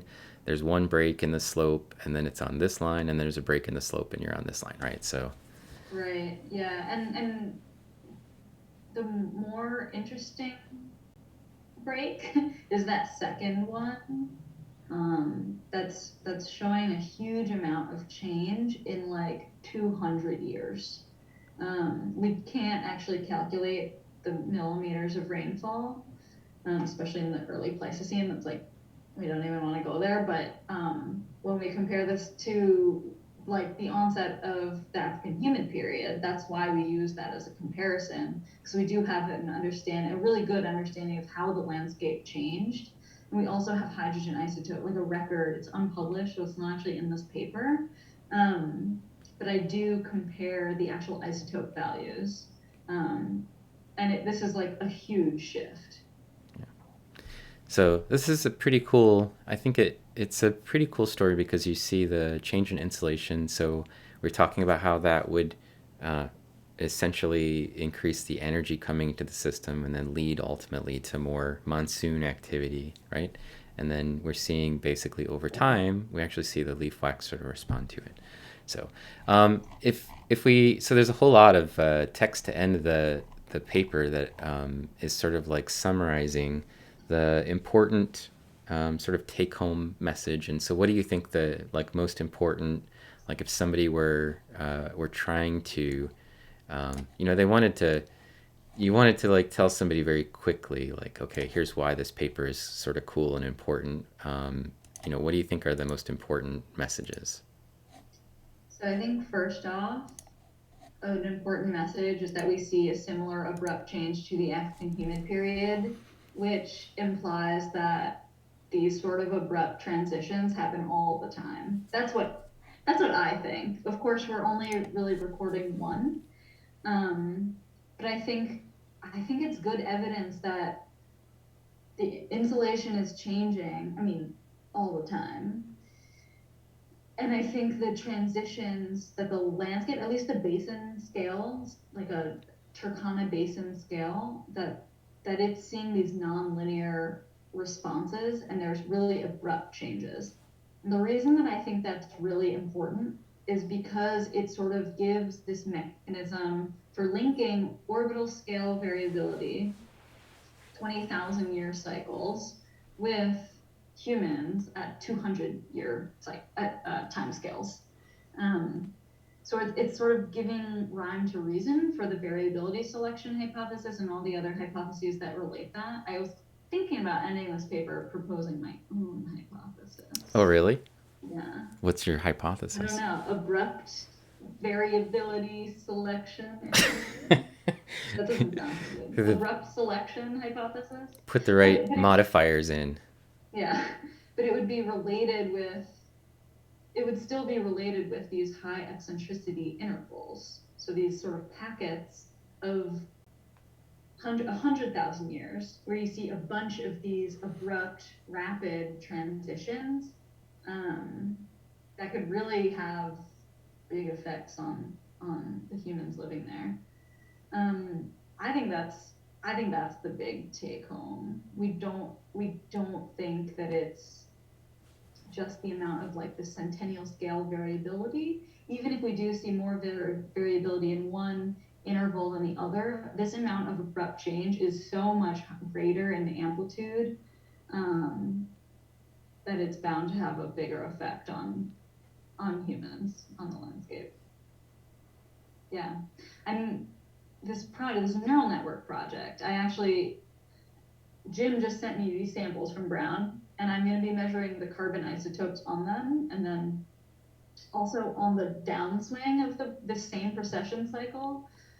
So we'll be, and I'll be measuring those hydrogen isotopes as well. So we'll be able to see if we also see an abrupt termination similar to the African humid period, and how the vegetation responded. And we can hopefully do some like lead lag analyses between the precipitation and vegetation and stuff like that.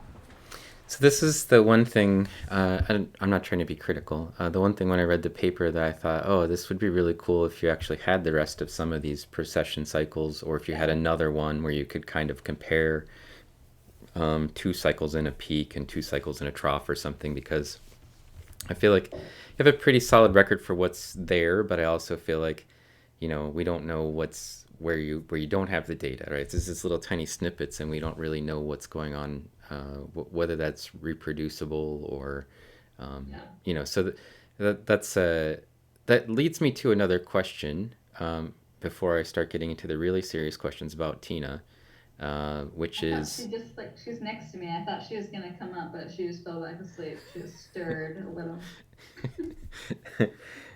how much does it cost to do one of like to analyze a sample? Because you don't have a ton of samples, Yeah. right? And I assume that's partly because it takes a lot of mass, but also it must be fairly expensive. Like if you're doing the process, or maybe it's really time consuming. I mean, like, so is Yeah, there? it's mostly the time and money. Um, there were a few samples that we couldn't get. I mean, yeah, the hydrogen isotopes are very difficult to measure, so we have to start out with a lot of sediment. But because we had already done the orbital scale study, we had a good idea of how much sediment to like request. But yeah, it's quite expensive. I think each sample is like around $100 um, to process, and it takes months. Um, you get the sample, or you go to Minneapolis and get the sample, you freeze dry it, you grind it, you extract the lipids with this big sort of espresso machine thing. And then you do two sets of column chemistry with an overnight reaction in the middle, and then you have to run it on one instrument to understand what concentrations you have, and then you have to wait months until the mass spec is available, and then you run it on the mass spec, which takes 4 hours a sample or something. It's just really time consuming. I'm actually very proud of this project because it was funded completely through like small grants I applied to as a graduate student. Whether that was, I got some money from the GSA, and I got some money from the Institute at Brown for Environment Society. So I think I got like $10,000 total. So yeah, I had like, yeah, 100 samples ish. But yeah, so I just got another $10,000 to study the carbon isotopes, and as sort of a proof of concept, to study more insulation cycles. What I'm really interested in is to see if, it's just really hard with the age models, but I'm interested in seeing if there is like a certain threshold of insulation that really triggers this abrupt response. And then we could get an idea of like, okay, these insulation cycles, which are very well constrained, these would cause abrupt responses, these wouldn't. Um, but that's difficult to do for a number of reasons. Okay, here comes the serious question about Tina. I don't know, maybe like how long ago did you say you graduated? Almost a year and a half? Year and a half ago, yeah. So I remember you posting a tweet asking, "Is there a way to get cat pee out of your diploma?" And I'm wondering if Tina might be responsible for the cat pee on your diploma. Tina peed on my dissertation. Not on my dissertation, on my diploma, on my PhD diploma. She did. Just like you left it someplace where the cat could pee on I it, forget. I or think we must have been moving, and so we had like a stack of stuff. I don't think she stood on it and peed. I think she peed, and it like flowed under maybe. She's not great. She's not a great cat. oh really? No, she's wonderful. She just turned 10, and we got her this little heating pad and put it in a box, and she like never leaves it. Do you think so? You're saying she's not jealous of your degree, or do you think? The tweet got so many funny replies. It was really funny. Yeah, After, yeah, after everything I've done for her. rude. That's just So rude. disrespectful. Yeah. Yeah, and I mean it's hard enough to get a PhD, let alone have the cat pee on it. Yeah. A lot of people were saying that she was jealous. Yeah. That I was perhaps spending too much time on my PhD and not enough time petting her. I would think she would just be happy she still has hair after you were petting her while you were working on your PhD. Oh, that's very funny, Andalor. The PhD. Very Oh, cool. yeah, that was a response to the tweet as well. That's There's a lot of good stuff. pretty good. Do you So have a cat? we do. Wednesdays around, I keep her out of the room while I'm trying to work on stuff because That's sh smart. unless I'm on the microscope, sometimes when I do streams, my cat actually will climb up in my lap and then I'll let her look into the microscope. And other times when I'm just working and I have somebody else's stream going on the screen, she likes to jump up and sort of swat at whatever's going on the screen. Yeah. So she likes to insert herself into whatever I'm doing. And also, um, okay, thanks Pacific Plankton for handling the chat for us. Um, also, if I close a door, she wants to open whatever that door is. So I have to Um, be very careful if I'm going to the bathroom when we have company to lock it. Otherwise, it will be like, okay, I've got to figure out how to like get the door closed while I'm trying to go to it the just bathroom. swings open slowly. Yeah, it does. And there's like she comes in and then she'll like climb up on my lap if I'm, sitting. So, uh, Cool information about cats. Aren't they cute? Yeah, they have their moments. Ours likes to just climb up also at 4 in the morning or 5 in the morning and like start knocking stuff off of the nightstands and then sitting on you because she Oh, wants to she be is fed. not allowed in our bedroom. Oh, Like really? while we're like at night while we're sleeping. Yeah, I would never sleep. Like I wouldn't sleep. Alan wants to know, does the heater influence the feline evolution? I think trying to tie your paper in with the cat. Oh, that's interesting. It's like she's not a generalist. She likes she specifically likes warm environments. So that's what she's adapted for since she turned 10 at least. That's my anthropology adjacent um, expertise. Let's talk about some. I mean, I don't know if you want to go, you can. We can just hang out and chat for a little while longer, Sure. if you don't mind. No? So it's it, sometimes challenging to be a woman in science, and I thought maybe you could use this as a little bit to chat about it. Do you feel like you've experienced a lot of bias or problems associated with being a woman in science, or do you feel like you've been fortunate and not had to sort of experience that kind of thing? Because I don't have those experiences. I typically don't have that issue, but I definitely have colleagues who have. So I was just sort of Sure. curious. Yeah, I mean, I would say both. Like, I think I've been fortunate and I've experienced like microaggressions, you know, in grad school, like I would be blamed for an instrument not where it was my samples or I wasn't included on group emails, things like that. Yeah, I've also had like female advisors like treat me differently. I've also, in that circumstance, it was more like I was, I say like a lot, and I wear leggings, and I wasn't outdoorsy. And so I got sort of weird comments about like not wanting to get my hands dirty and stuff like that that were totally misplaced and untrue. You like I've getting your definitely hands experienced, dirty? yeah, Yeah, of course. yeah, like literally dirty, Right. like with dirt. Yeah. Yeah. Yeah, I mean, I've done a lot of, especially when I was a grad student, I led our like women in science group for like for like 3 full years. I was the head of it, and had to sort of like stick up for people in different scenarios, even just with like programming that we did, like if there was a female colloquium speaker, we would have like a little coffee hour to like, give her a break in her day and also like potentially talk about mentoring and stuff like that. And there were comments from male professors like about like, well, why, I don't know. There was a professor once a female professor who didn't, she was like not really interested, or it was like we wanted to ask if they were interested and not like demand that they meet with the women in science group.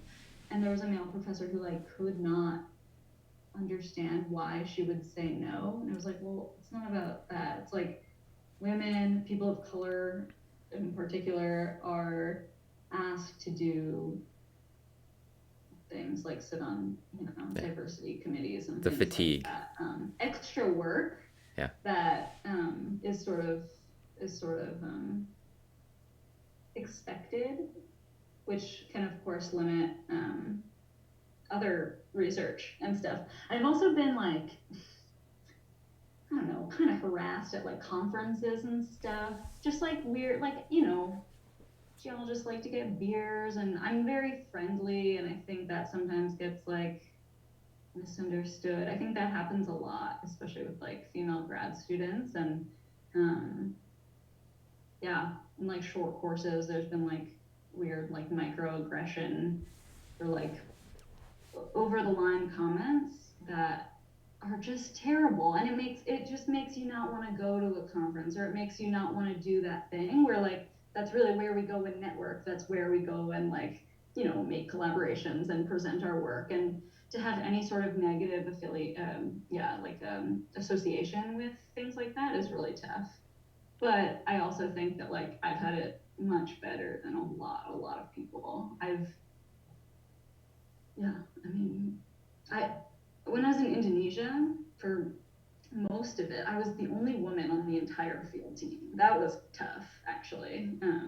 I had an advisor there who was great in general, Yeah.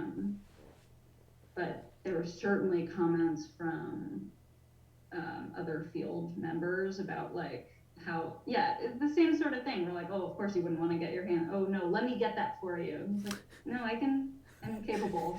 Get pick stuff up. I can pick stuff up. I can go on a boat that's like, yeah, windy. It was like, I got comments about like, are you okay? And I would be like, are you okay? Like, why am I any different? And so I think it's really hard. I think I have like a sort of stronger personality. And so I can often like fire back with things like that, but it can be really, it can be intimidating to do that, especially if you're the only woman there or whatever it may be. Or if you're in like a weird power dynamic, you're out for dinner with two professors or whatever it is. Definitely, there's definitely stuff, and it compounds on itself, and it's stupid. Yeah. No, I don't want to like, drag you through too much of it. I was just sort of curious if you had any sort of experiences because, I think it would be interesting to have, in my lab, you may not be aware of this. I have, four undergraduate researchers and I have four graduate students, but Wow. everybody who's in there except for one who doesn't actually use the lab because they're like a remote sensing kind of person, they're all female. So Hmm. I would be sort of curious to see how that dynamic would be totally different in my lab. Like my entire lab is full of women scientists. Like Yeah, there's me and then there's a bunch of women scientists. We've had, that's other. kind of how Jim. Well, not really when before my time in Jim's lab, there's always been sort of a lot of women in his lab, which definitely helps. I mean, it's something like there's been studies showing on like company boards, if you have 30% women, then it creates a much more open environment. People can speak more freely. But yeah, I mean, I actually coming to Lamont, it was like our lab group is more male. Yeah, Um, and it is, I don't know. I mean, it's not bad, and I haven't had like specific experiences at all, but it definitely, yeah, it's a little different. I yeah, don't know. It's nice to have a balance so that everyone just feels comfortable and can do their science. yeah. Period. Yeah, I mean, I wish that's the way it was. I wish people didn't have to think about it or even have to consider it because Right. that's the sort of, you know, equitable system that I think science is supposed to be sort of like a, like a thing where I don't care whether an author is male or female. I don't care whether they, like what race they are. I generally just don't think that's relevant to anything. I look at like critiquing their science for their science or appreciating Yeah. their science for their science. I just like it never even occurs to me, and I definitely hear stories about it and think, that's horrible. Yeah. I think it also subconsciously occurs. Not you, but a lot of people. I think, I don't know, just seeing papers with 20 guys on it. It's Yeah. like, come on. I've seen that people do that sort of thing, and then it made me go back and look at the papers that I've written, and I've never had a paper that didn't have a woman scientist on it ever. And in Yeah. most of the Right. cases where I've worked on something, there's usually either an equal number or more women commonly in papers that I've worked on. Or they're like the first author and I'm just somewhere down on the end of it, right? Like, Yeah. the diatom story was a component, so I was brought in to work on that. Great But as science. yeah, yeah. So, but so that really would it caught me off guard to hear that were people that just basically wouldn't even like read Oh yeah. Oh, papers. and that's like, I mean, there's overt sexism and racism and covert. And I heard a famous paleoclimatologist say that like literally say out loud to me in a bar at AGU, say that men are more cut out for science and academia because they're naturally more competitive. Period. Do do you have to be competitive? According to I mean, it was like there's so many things wrong with that Yeah. argument. Well, I mean, yeah, I I think think that and fundamentally yeah, probably not true, but also like I mean, I don't think that you have to.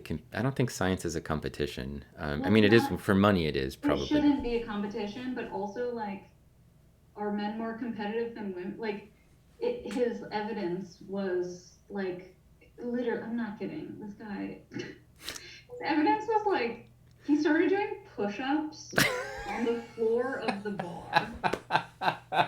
And actually we had a like constructive discussion about this because he was like, you'd never do that, and I was like, you haven't thought about the million reasons why I wouldn't do that. Like, I wouldn't want male professors looking at my butt.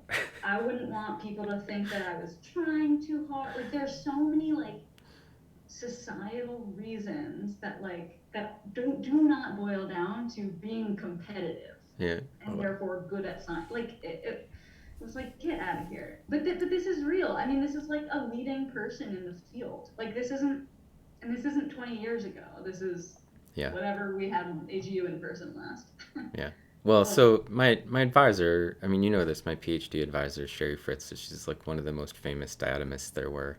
And so like that's my role model and I don't yeah, I mean that's great. I can't ever think of her any other way as than like this is the person who taught me to know how to do these things, Yeah, right? So, and when we have more women at that career stage, that will only improve. I yeah. mean, right? Yeah, Then more hopefully. people will have that experience. Yeah. All right, so Um, let's sorry, I didn't mean to cut you off there. So what about Taco Bell? Should we put a little talk in about Taco Bell? Did you want to talk about Taco I Bell? just love Taco Bell. Okay. What's not to love? No, but I mean, I used to have my birthday dinners there when I was a little kid. Is that true? Yeah, birthday lunches. But yeah, And do you still? I mean, yeah. No, I mean, we actually, my partner's birthday is this Friday, and we discussed getting Taco Bell for it. All right. Yeah, Uh, I I used to eat Taco Bell when I was a kid, but I haven't eaten taco. I don't mean to trash on Taco so Bell. good. I don't really eat like fast food very frequently.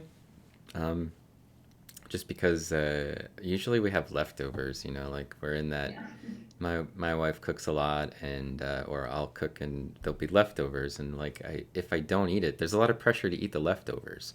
yeah. So because you don't want it to go bad and then be wasteful.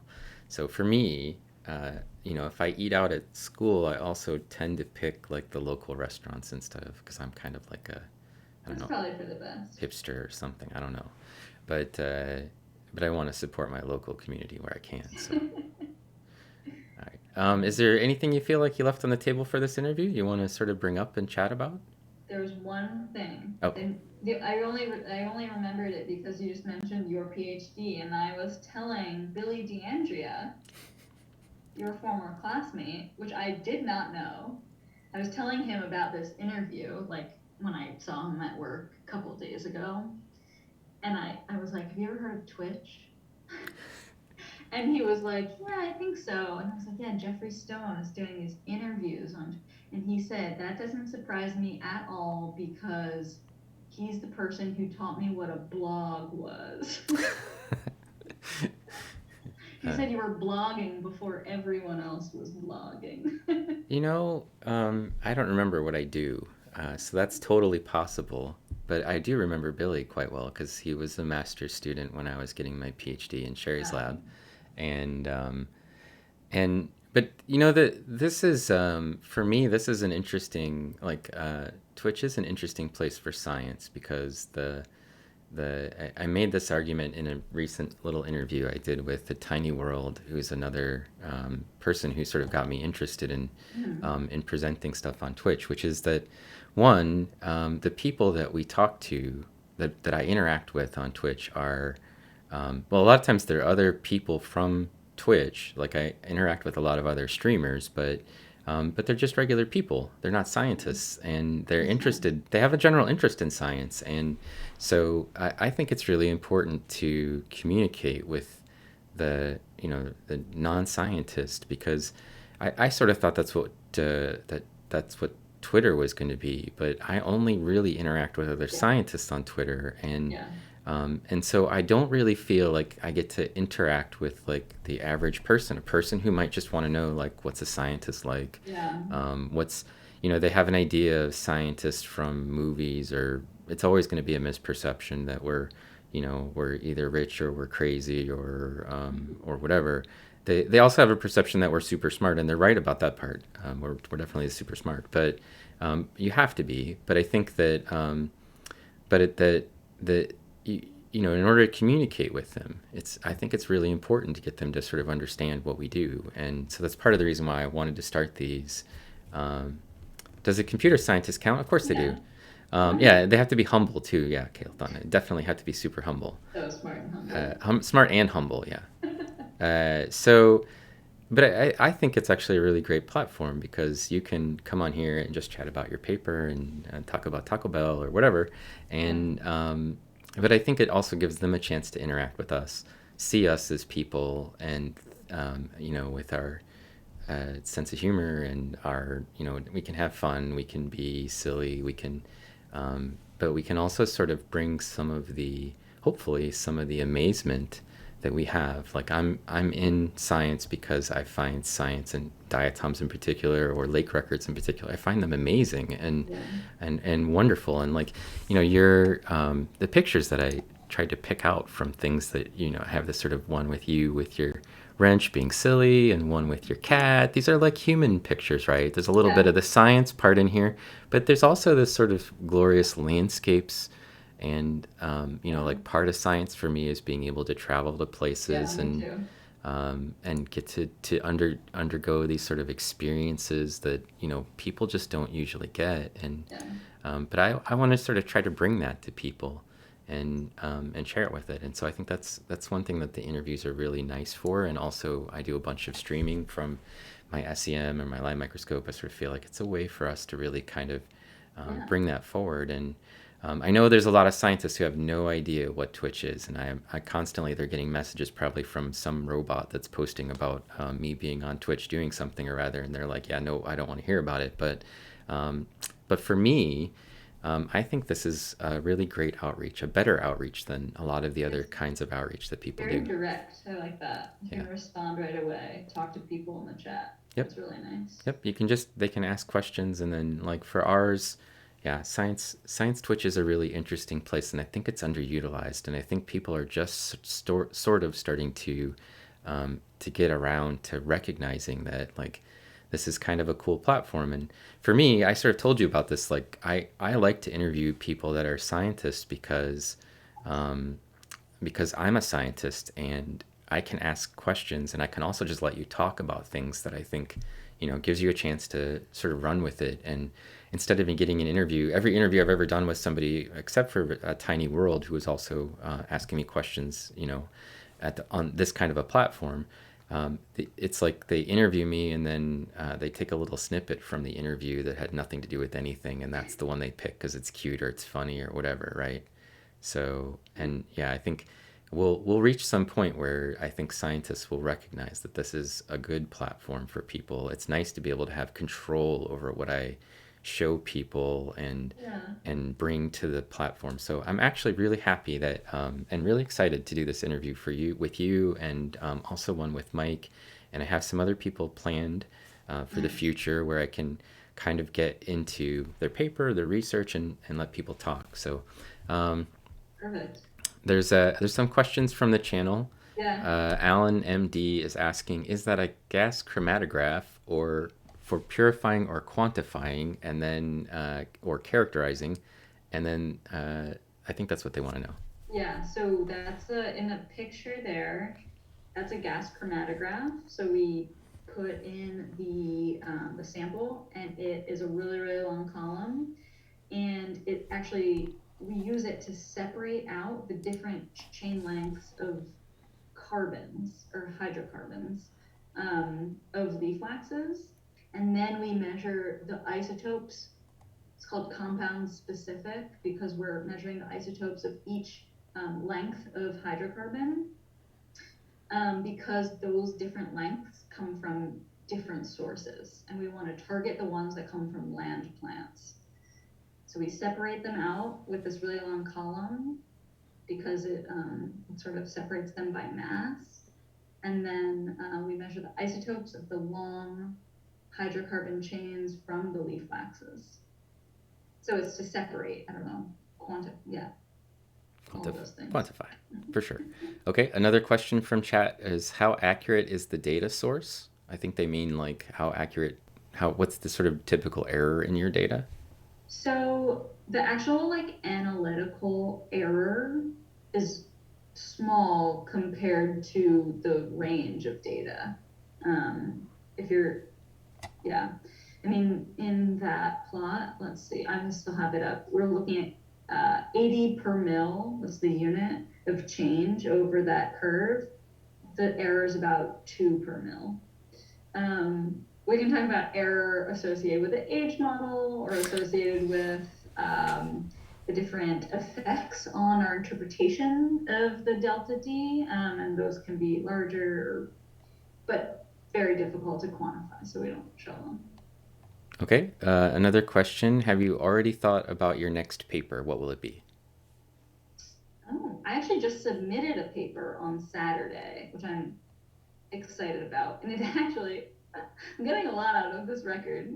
It's a comparison of that longer orbital scale record with another delta D of wax record from the neighboring basin that spans about 300,000 years ago to present. And we see a really interesting change within that record. And we sort of use this to anchor the Pleistocene, the early Pleistocene variability in climate. Yeah, and I think once that's published, which hopefully it just flies through revision, I have another paper in review with like moderate revisions right now on the Olorgesailie record. And then that'll be it for my PhD work, which feels pretty good. And then I have this Mediterranean project that's all finished, so that will be my next paper to start writing.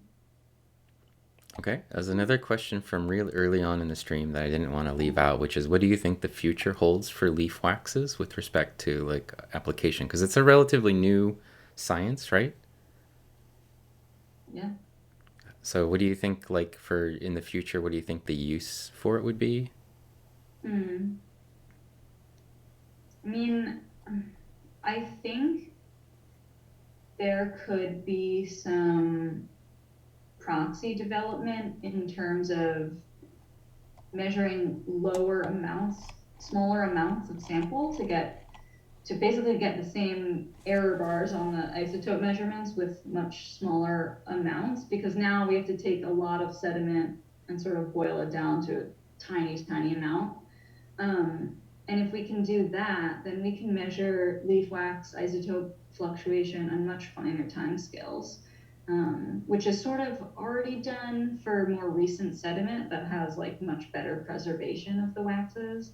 But I think that would be awesome to need less sediment. And there's certain ways that we're kind of thinking about making that happen. Okay, Yeah. cool. Well, if people have more questions, I think we're getting encroaching on about Yeah. 2 hours of interview time. I feel like maybe we should let Rachel off of the hook. And if you have questions for Rachel that you'd like to ask her directly, her email is down there at the bottom under her picture, so you can use that to connect with her. Also, her she also is an active person on Twitter, as I Yeah. mentioned, so you I'll can. put my handle. Yeah, she can slap that up there if you want to interact with her, ask her questions on Twitter, or if you have comments about the interview, you can also share them with me on the Discord. There's also her. She sent that message so you can get a sense of um, her Twitch handles there, and so hopefully.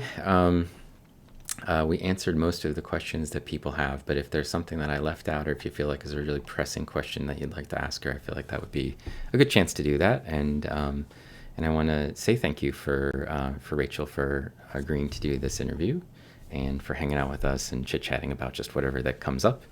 And hopefully you had fun. Yeah, this is great. It, Thanks so much for inviting me. Absolutely. Oh, and congratulations on your promotion Oh, thank you. to full professor, So Professor Jeffrey Stone. yeah, it technically doesn't start until August, but I've been promoted to full professor. So, and that happened yesterday. So, or I got the announcement yesterday. So that's pretty cool. Yeah, So, um, big deal.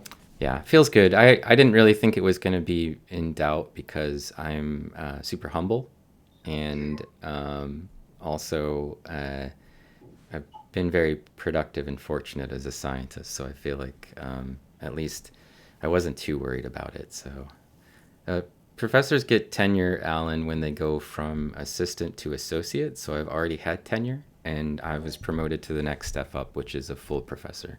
So I've had tenure for. I started this whole process, which is sort of the cool part about it. I started 8.5 years ago, so as with nothing basically, and I've been promoted all the way up to full professor, which is that you don't get to go any higher than that. Wow, yeah. So I'm done being promoted, I guess, which is nice. But I don't think it means I'm going to change my behavior at all. So too much stuff to do. So But near emeritus. yeah, maybe that's the next step. Retire. I'm going to work on retiring next. Yeah. Okay. Yeah. So thanks, and we'll catch up with you later, Rachel. And well, actually, I'm gonna stop the stream, and then we can hang out and chit chat a little bit and close off any other conversation we wanted to chat about. Um, Cool. and then that's it. So that was good, right? Yeah, that was great. Okay. Thanks, everyone. Swell. All right, stopping the stream. See everybody later. I'll be back tomorrow with a scanning electron microscope stream, I think, if I can get my materials together in the morning. And then you should check out also Pacific Plankton's going to be on Thursday night with some more fresh plankton from San Francisco Bay. And she likes to put those on her light microscope and stream them. So pretty cool stuff. All right, later on.